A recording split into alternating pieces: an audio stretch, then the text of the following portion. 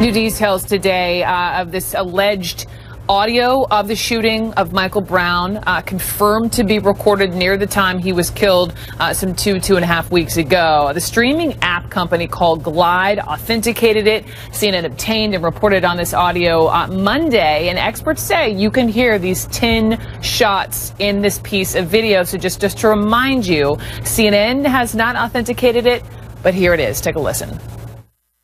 You are pretty. You're so fine.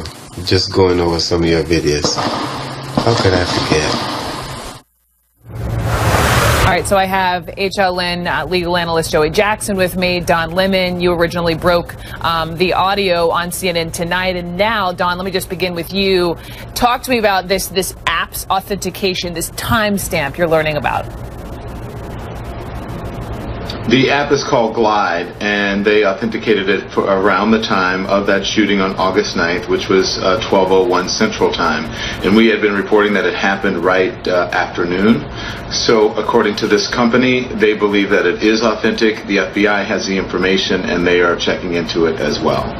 Okay. Joey Jackson, how does this change things? You know, it's an important development, Brooke, and here's why. Because in order for anything to be admissible in court, it has to be authenticated, right? There's two real criteria. One is that it's relevant, and we certainly know and believe this is relevant. The other is that it's authentic, that we could rely upon it. So at least now we know that it could be relied upon and could go into court. Now, how it's used, Brooke, is always the open question. Because audio experts have said, take a listen to this audio, you hear this pause. It's a quick, but it's a pause between the first 6 shots and the final 4, and you say each side, defense and prosecution, will obviously take that and twist it to their own. Oh, of course, Brooke. What will happen is the prosecutor will say, and it's relevant for a couple of reasons. The one is the magnitude of shots. If you're the prosecutor, you're arguing it's excessive force, and it was unnecessary. It was unreasonable under these circumstances. There was no need for that to happen, and the pause indicates, if you're the prosecution, an intent to go further and to shoot and to kill. If you're the defense, you're going to argue that there was an imminent threat, that Michael Brown posed this threat, that he was coming towards the officer.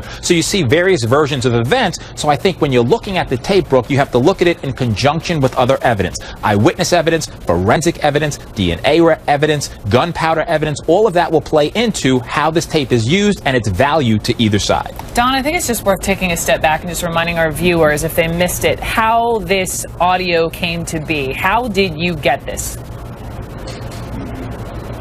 So the young man, or the man, was apparently recording. He was recording a message.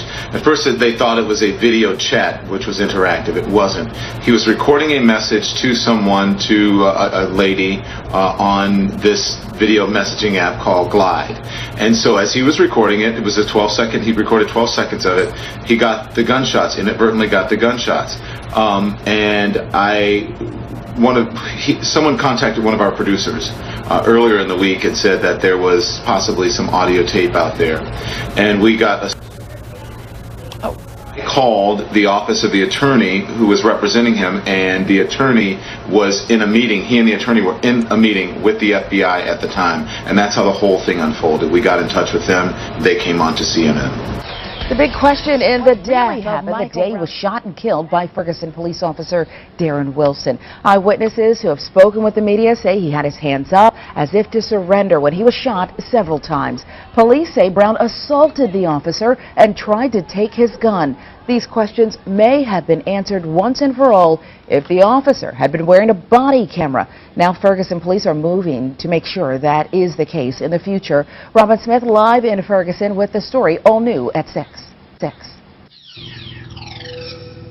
Sharon, you're looking at a body camera. Take a look. This is the camera, this is the battery part, and this is training day for officers here in Ferguson. They're coming in 5 at a time to be trained on how to use their body cameras.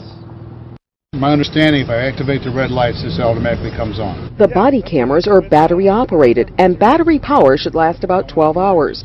They clip on the top of the officer's uniform shirt, and they record both video and audio. As the officer would walk up on the car, this is what he would see as he comes up on the driver. A private company donated 3 body cameras after Mike Brown was killed. Those 3 are in operation for the last 5 days. Plus, the department purchased 2 more. And now, a second private company is donating 50 more body cameras to Ferguson for a total of 55. Enough body cameras for the chief and all of his officers in Ferguson. The chief says if he had body camera video from Officer Darren Wilson when he shot and killed an unarmed African-American teenager, Mike Brown, it would have made a huge difference in the current Brown investigation. How many shots were fired? What was the position of the two individuals when the shots were fired? Was one running away? Was he advancing, retreating? What were the officers' commands? What was the conversation between them? And the chief says at this point, 15 of his officers are already prepared to use these body cams properly, and he hopes to have the entire force trained by next Monday. Live in Ferguson, Robin Smith, News 4.